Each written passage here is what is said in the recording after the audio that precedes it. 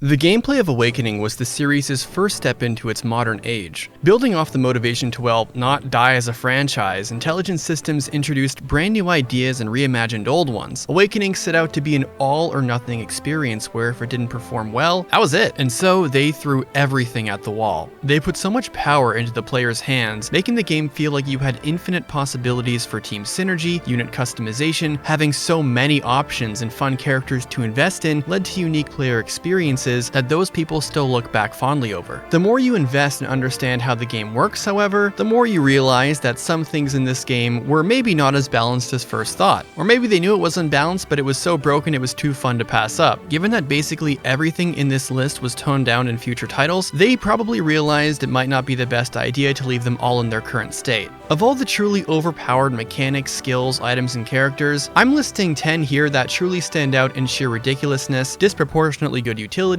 or simply being really amazing. Like I said in my 3 Houses video on that game being fair and balanced, there is no right way to play the game. There is no ranking system, and PvP was 1, super niche, and 2, is dead now anyway. And so depending on how any given player wants to complete the game, they will value different things. Are there more than 10 game-breaking or at the very least extremely powerful and useful options in Awakening to use and abuse? For sure. And if you have one in mind that I don't end up mentioning, let me know in the comments down below.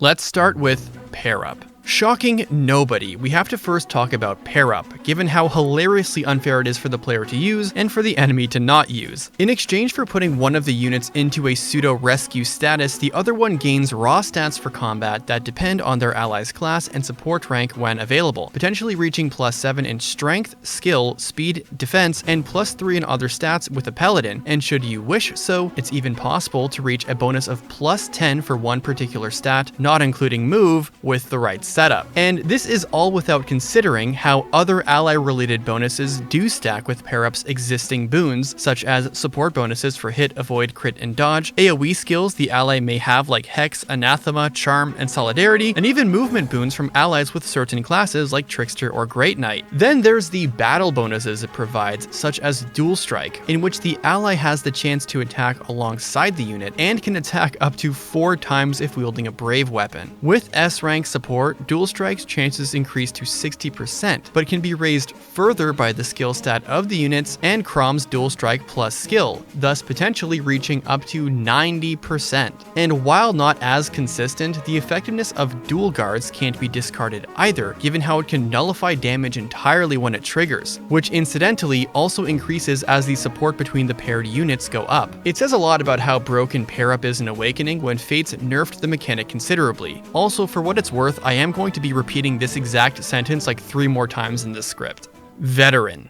Veteran is the first skill Robin learns by virtue of their Tactician class, which by proxy their child Morgan can access as well. It provides a 1.5 EXP multiplier when paired to someone else, and in the context of Awakening, it's very overtuned for multiple reasons. First, there is no reason to not have Robin or Morgan always paired up, given doing so makes them level up really fast. Second, Awakening's higher growths mean their stats will quickly snowball out of control the more they fight, allowing them to easily steamroll the game after a certain point. And third, Awakening having a minimum floor of 8 EXP per kill means the skill will never fall out in usefulness, as Robin and Morgan will be consistently leveling up after 8 to 9 kills and will be able to gain skills from reclassing pretty easily. In spite of their starting bases being pretty bad, this skill alone makes Robin one of the best units in the game. Galeforce. Galeforce is the signature skill of the Dark Flyer class, unlocked at level 15, that allows any unit to attack twice as long as they defeat an enemy in their first turn. Its usefulness and applicability just can't be overstated. It effectively doubles the user's movement, allowing the player to potentially skip maps altogether, given many missions by the second half of the game have defeat the boss as their win condition. And in the worst case scenario, it's still very useful for hit and run strategies. In Awakening, one could say it was intended to be balanced by number 1 being locked behind squishy promoted classes at level 15, and 2 being locked to females only. The catch with this idea though is that not only its level threshold is bypassed easily by a female Robin or by grinding levels with the designated Pegasus users like Sumia or Cordelia, there's also no skill inheritance restriction when it comes to gender, meaning that as long as a mother can access Dark Flyer, male child units like Inigo, Owain, and Brady to name a few can get a hold of this skill and run wild with it too.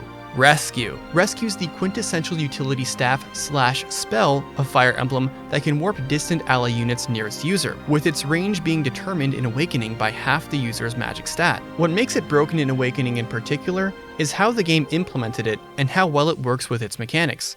Due to the calculation using magic's visible stat, it can be increased through bonuses coming from pair-up, tonics, rallies, and even fair skills when applicable. On that note, using it alongside pair-up and classes with high movement also means it becomes possible to pull strategies like using rescue chains to move someone near the boss to wrap it up quickly, or send Olivia to dance someone who's far away before warping her out to safety. Most of the things I've mentioned wouldn't be possible if it wasn't for the fact that the rescue staff in Awakening can be bought from specific locations in the map infinitely as soon as Chapter 12 is cleared for 1280 gold, which was not possible in past games. And this still isn't considering how each rescue staff in Awakening can be used 5 times and is a very useful means for farming EXP.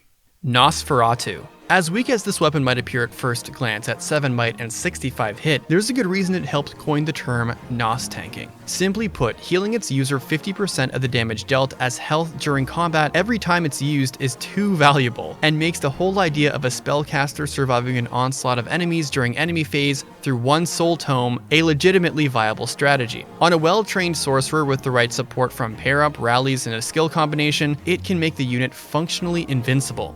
In spite of its limited shortcomings, as in being locked to dark mages, sorcerers, and units with the Shadow Gift skill, it was really nerfed in Fates, because it was really strong here. And on the topic of mid-combat healing, Soul. Soul is one of the best sources of mid-combat healing in the game. Its chances of triggering are based on the unit's visible skill stat, so the more it's raised, the more consistent it will be. Unlike Nosferatu, Soul is a skill and thus can be used alongside any weapon in class, and unlike Aether, it's available to more units in the game through reaching level 5 in the Hero class. Speaking of which, Soul has solid synergy with Hero, as that class also allows the user to obtain Axebreaker by level 15, as well as its pre-promote version skills, assuming the unit reclassed into Mercenary beforehand, Arms Thrift, nullifying weapon uses based on the luck stat, and Patience, granting +5 hit and avoid during enemy phase. And because Awakening's maps feature such a high density of enemy groups, Soul's chances of triggering become in practice quite high during combat, potentially making well-trained Soul tanks unkillable, like their Nosferatu cousins. Speaking of unkillable tanking, Frederick. Frederick is Awakening's early pre-promote Jagan unit who is frankly busted. Besides luck, his growths are near identical to Chrom, and even though he starts gaining EXP slowly, it later becomes easy to take advantage of Awakening's minimum EXP floor to put his good growths to use. He is mandatory for Lunatic Plus runs of Awakening, the game's infamously hardest difficulty due to his high bases, and in Lunatic difficulty in particular, reclassing him into Wyvern ASAP allows Frederick to trivialize the game so hard with proper training that he becomes the equivalent of Sacred Stones' Seth as far as busted pre-promotes go. Forging. Forging weapons to increase their stats is particularly broken in Awakening because unlike the Teleus games, where only some weapons could be forged, in the DS games, where it can be done once per chapter, you can forge weapons as much as you're able to afford it.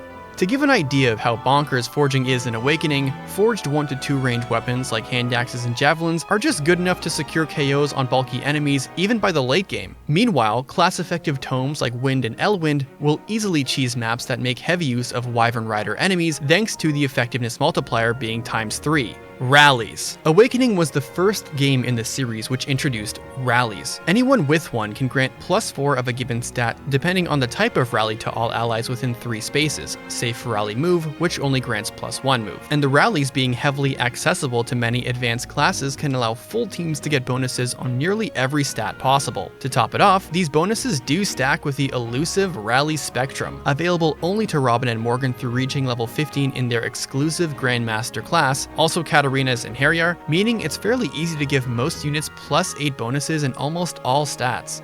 Unsurprisingly, rallying and tanking work really well together.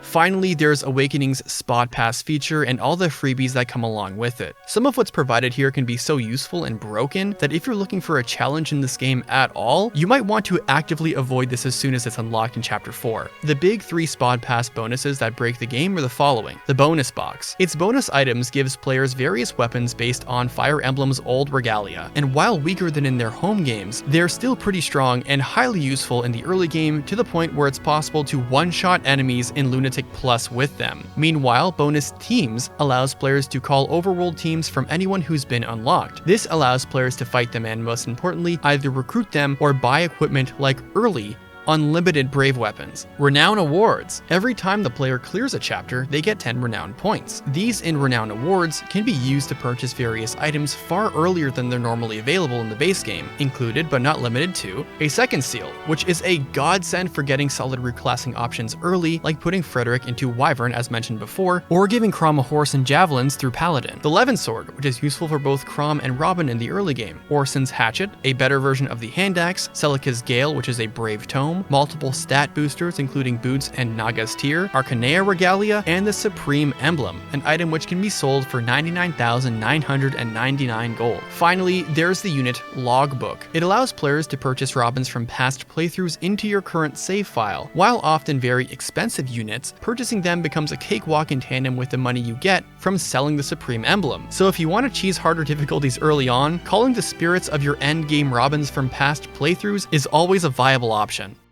Awakening didn't just revive the franchise, it shattered every limit the series had known up until that point. Like, poetically, yeah, but also it literally had a skill called Limit Breaker. But with all that freedom came the inevitable. Balance wasn't just bent, it was outright broken in some places. And depending on who you are, that might be exactly what made it so special. Looking back, it's clear Awakening wasn't designed with long-term competitive balance or carefully tuned fairness in mind. It was designed to make people give a shit. Sure, some things are unreasonably good, some combos trivialize the hardest maps, some units scale into literal demigods, so if you're someone who abused Pair Up into the ground, sent a Galeforce Juggernaut sprinting across the map in one turn, or turned Robin into a god king of Nos tanking, yeah, it might be a little ridiculous. It might even be wildly unfair to the Risen to deal with, but that's Awakening, man. This video would not be possible without the help of Scepti, who greatly helped me by breaking down these 10 things, helping with the script, and providing footage for certain skills in action. And hey, if I missed your favorite broken strat, your go-to cheese method, or the one combo you swear by, drop it in the comments below, because there are way more than 10 overpowered things in this game. Thank you for watching, and I'll see you in the next one. Deuces.